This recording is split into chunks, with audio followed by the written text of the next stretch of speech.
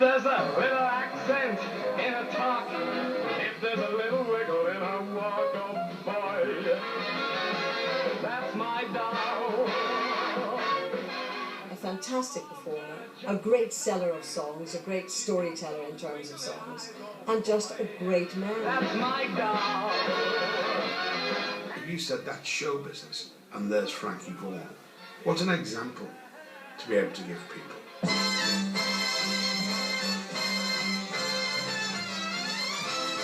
He was enormously successful over a 14-year period. He had something like 20 top 20 hits and probably 30 top 30 hits. If I were a tower of strength, I'd walk away, I'd look in your eyes, and here's what I'd say. Frankie Vaughan was one of the first pop stars I was ever aware of, and he was a huge record seller in the 50s and 60s. And I'd walk out the door. He couldn't have done any more. He couldn't have had any more success than he had. He was great.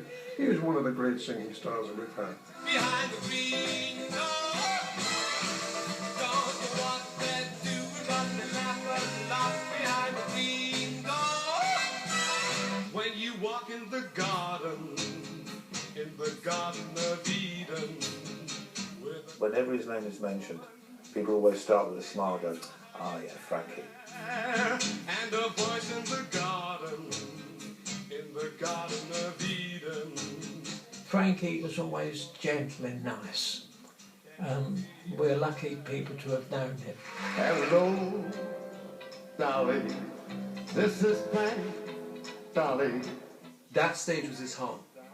No one could use a stage like my father. Take a ride, Bella. There's nobody really that's come along the equivalent to Frankie. Don't go away, Jack. People who love Frankie Vaughan still love him today. They still listen to his music.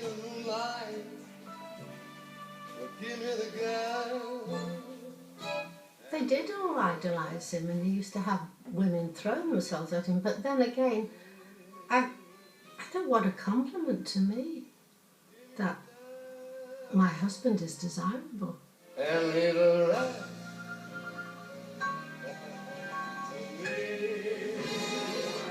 He really was number one. A day doesn't go by when I don't think of Frankie Vaughan.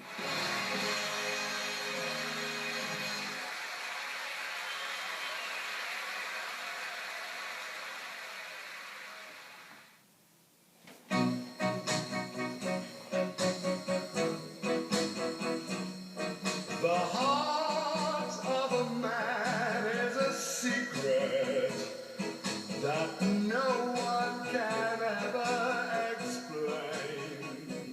I was born in the centre of Liverpool, and out of Liverpool you get this great fight that I'm going to do something with my life, you know. And this is something your grandmother said to you, if life gives you something, you give back, and you clearly always have. She was a great little lady. She came to this country from Russia, from Kiev and Bagno, as a young woman with 2 children. Her husband seemingly being killed in the Russian army, and her children were a 4-year-old boy and my mother, who was then 2. How she got to Liverpool, God only knows, but she got there. And I was her first grandchild. And in her broken English, she always said, "You're my number Vaughan, your number Vaughan grandson." And when you become a big man, she says, and you want to do something, always remember, do it with both hands. And if you fail, well, okay, at least you tried. And if you make it, give and you'll never want. When he was in the army, to make a little spending money, when he was in Malta, he went to sing in Valletta in the square, and he sang with Paul Arnaud's band, and he got up on stage and he got the feeling to sing. So when he came back, he thought he may turn to singing. And Barney Colahan saw him, and he said that he thinks he should go into show business. So he gave him a letter of introduction to the Delphont agency if ever he went to London, and he gave it to Billy Marsh. Billy Marsh came to me one day, his agent, and said, "Would I represent Frank?" And I said, "Yes, I'd be delighted to," because I knew even then although it was later discovered a lot more, what a nice man he was. I appeared purely as an audition at the old Kingston Empire in South London, and within 10 minutes of going on, I stopped the show. And the same thing happened second house, and the next day the Old News Chronicle published my photograph on the front page and said, "Provincial boy stops London show." And I had to ring my mother and my grandmother and my sisters and my girlfriend Stella and say, "Hey, I'm not in trouble. I am in show business." It's quite unexpected. So they signed him up. They realised that they had a great talent. The week after Kingston Empire, he was booked in Manchester for £100 a week, which in those days was like thousands and thousands today, you know. And he went on from then on. He just loved show business. I wanna hear it again, I wanna hear it again. That old piano roll blues. Was sitting at an upright, my sweetie and me, pushing on the pedal, making sweet harmony. We had a rinkety-tink and then a blinkety-bling. We got a closer with seals, and then we kiss, kiss, kiss. Oh, well, I can. But they have piano playing a razzmatazz. I wanna hear it again, I wanna hear it again. That old piano roll blues. My agent at the time, Billy Marsh, had the good sense to bring round a woman called Hetty King. I didn't know. A very elegantly dressed lady saw the show and she came back. She says, "Yes, you'll do, son." He says, "But you must get the dress, what you're wearing, your clothes right, and you've got to behave. You're going to be a star one day, but you've got to behave like a star, and you've got to dress like a star." Where the traffic goes one way. She was the one who suggested to Frankie that when he appeared on stage, he would wear a top hat, a white tie, tails, and a gold knobbed cane, and all the business. And Frankie took her advice, and she said, "Always look a stylish man, always look a gentleman." And he did that. He wanted to get a different outfit, so he went to a funeral parlour and he bought himself a top hat and a stick, and he did this routine with that, and it just caught on and it became his trademark. Please, Mr. Leader,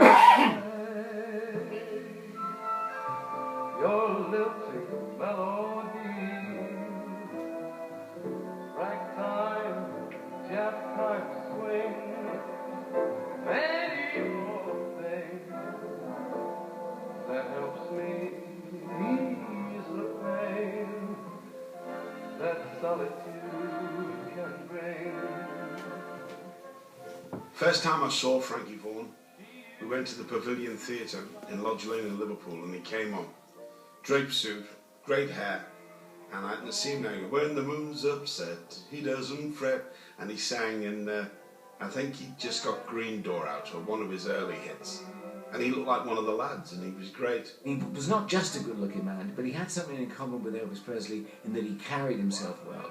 He was straight-backed, he was very disciplined about the way he walked, the way he appeared, he had a lovely smile. Just in time, probably just in time, before you came my side, was running low. And I used to watch him most nights. I'd watch how he walked on the stage. I'd watch how he took a bow.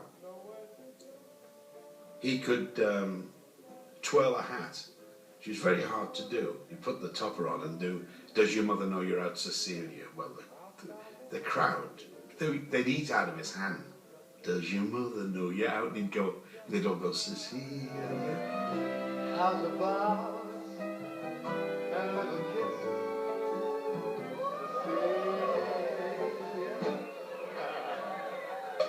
Just a kiss, you never miss. Cecilia, 2, 3. I remember him coming on stage with the top hat and the cane and the tuxedo. To an 11-year-old boy, he looked like ladies' man, a lounge lizard. But of course the ladies loved him, and he went down a storm in the theatre. The very fact that when he kicked his leg, my mother squealed, was slightly traumatic for an 11-year-old boy. But, you know, he was a huge success with the ladies. And that was the first time I'd ever seen him perform. If there's a little accent in a talk, if there's a little wiggle in a walk, oh boy, that's my doll. A pair of arms that are just my size, and she's got those twinkling eyes, oh boy, that's my doll. And if she's wearing those flowers in her hair, and shoulders, lovely shoulders, that are so bare. Now if she looks at you the way she looks at me, I'll tell you, brother, it's plain to see why she's my doll, my honey baby, she's my.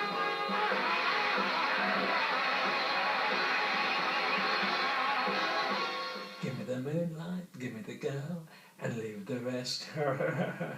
He'd give a little chuckle each time, which added a lovely sort of sense of fun to it. Shady nook by a babbling brook, where no one else can see. Give me a bench for two, where we can bill and coo, and mine, she's gonna be. If there's anyone in doubt, and they like to try me out, give me the moonlight, or give me the girl, and leave the rest to me. Give Me the Moonlight I found in Glasgow, great city. I found it in a little store where they sold sheet music rather than records in those days. And I was looking to see if my mug was on any of the sheet music. There was quite a few songs I'd sung. And there was a song called Give Me the Moonlight, Give Me the Boy, and Leave the Rest to Me. I thought, what a crazy title. So he went and bought the sheet music, and he brought it back to the theatre, and Bert Waller was his pianist at the time. And they decided to do a sort of a comedy routine. When I went to Glasgow and I put this in the act, the guys hated me, of course, before the performance. The girls loved me. And I wanted to do a song that was a bit of a Mickey take on myself. And I thought this might be the song. And when I got to the part where it says, and if there's anyone in doubt, and they'd like to try me out, and the girls shouted, here, hen, try me. I started laughing, you see. And then the guys thought, hey, it's not so bad, you know. Yeah. And when I went to Liverpool, my hometown, the next week, and I got to the same point, they shouted, yeah, then, Frankie. And again, I started giggling. And that was the clue to sex appeal with tongue-in-cheek. Men never felt threatened by Frankie Vaughan. You didn't just have to tell them in the newspapers that he didn't run off with other women or other men's wives. They knew it, they could feel it. There was that deep sincerity in him. I know I'm eulogising him, but this man was so special, and that was one of the qualities. And people who didn't know him could recognise that in him. They knew no man ever felt threatened by Frankie Vaughan. If there's anyone in doubt, they'd like to try me out.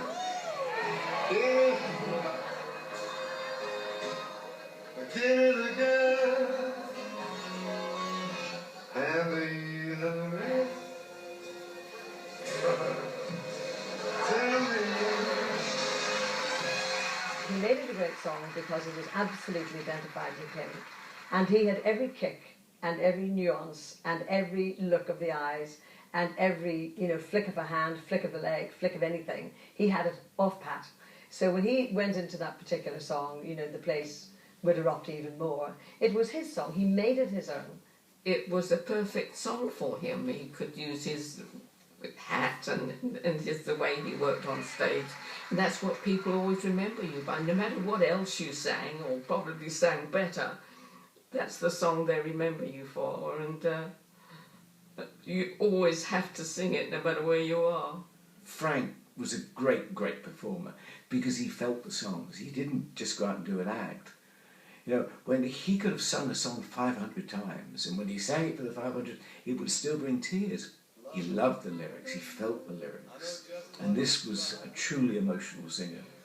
Give me the moonlight, give me the girl, to me, give me a shady nook by a babbling brook, when no one else can see. Give me a bench for two, where we can bill and coo. Mine, she's gonna be, well, if there's anyone in doubt, and they'd like to try me out, give me the moonlight, or give me the girl, and leave the rest to me.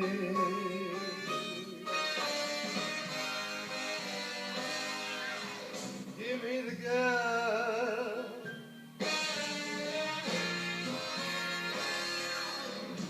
to me.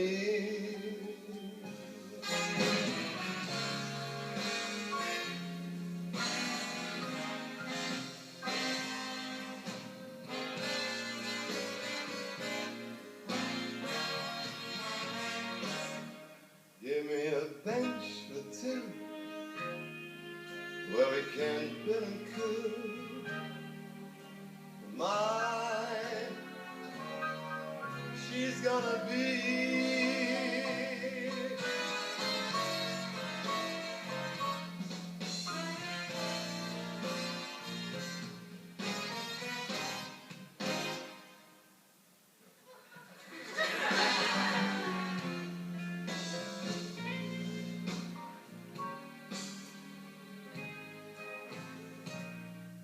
give me a bench for two, where we can bill and coo.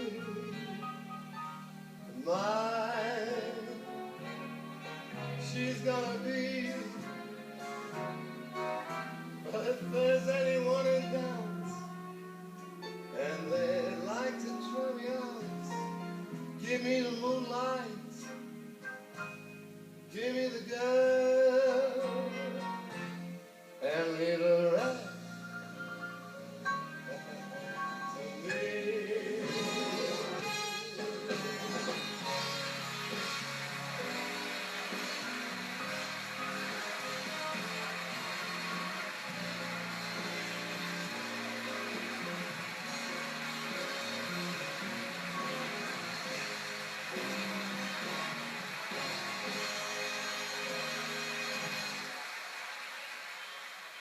He'd been to a few different recording people, and he couldn't get a contract because they said he was a visual artist and they wouldn't record him and everything. But there was a man at HMV called Wally Ridley, and he decided to take a chance. They gave him his first recording contract. Frank started the way that all crooners all started in those days, in the 40s and 50s, in that he wanted to be a big band singer, and he went to Ted Heath, wanted to join the Ted Heath Orchestra. Ted turned him down. Thank God, because he went on to become a big solo artist. We knew it was going to be popular because there were so many people from his concerts that were just absolutely swooning at the sight of Frank and the singing. So they all went out and bought the records, and they became hits. It was a wonderful time, wonderful time. Istanbul, Constantinople, now it's Istanbul, not Constantinople. Been a long time gone, Constantinople still is Turkish till light on a moonlit night.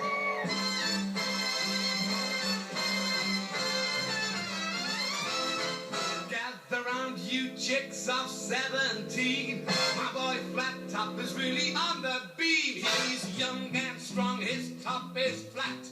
Cool haircut, never wears a hat. I don't mean maybe, he's a real het cat. My boy Flat Top. Tweedly-dee, tweedly-dee, tweedly, tweedly, tweedly-dee, tweedly-dee. I'm as happy as can be. Jiminy Cricket's Jiminy Jack, you make my heart go clickety-clack. Tweedly, tweedly, tweedly-dee. The New Musical Express formula during the 60s when I was on the paper was simply to interview people when they had hits. So if you came into the NME top 30, you were interviewed. If you got into the top 10, you were interviewed again. And if you went to number 1, you were interviewed again. And Frankie Vaughan would have been interviewed every time he had a hit. Well, Frankie Vaughan was one of the first pop stars I was ever aware of, and he was a huge record seller in the 50s and 60s, and one of the very first records of his I bought was Garden of Eden, which was a number 1 in 1957. He had enormous raft of hits. I mean, Green Door was a fabulous success for him, top 10 hit. Garden of Eden, which the BBC banned because it had the line in it, "You walk in the garden with a forbidden woman." I thought the story of the Garden of Eden and Adam and Eve was that was what it was about. But Lord Reith decided that was not a fit record to be played on the BBC and banned it. When you walk in the Garden of Eden, with a beautiful woman, and you know how you care, and a voice in the Garden of Eden. I must have bought quite a few of his early singles besides Garden of Eden. I bought Man on Fire, which I think had Wandering Eyes on the flip side. He did a cover of Perry Comer's Cupid Doll, which I bought. And a bit later on, he had mega hits like Tower of Strength. If I were a tower of strength, I'd walk away, I'd look in your eyes, and here's what I'd say: I don't want you, I don't need you, I don't love you anymore, and I'd walk out the door, and you'd be down on your knees. He was enormously successful over a 14-year period. He had something like 20 top 20 hits and probably 30 top 30 hits. I played on his recording of Green Door and the Garden of Eden. In those days I was a session musician. That is a man who plays for anyone, anywhere, and I would be doing 3 recording sessions a day: morning session, afternoon session and an evening session.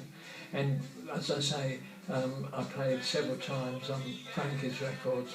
He was a marvellous performer.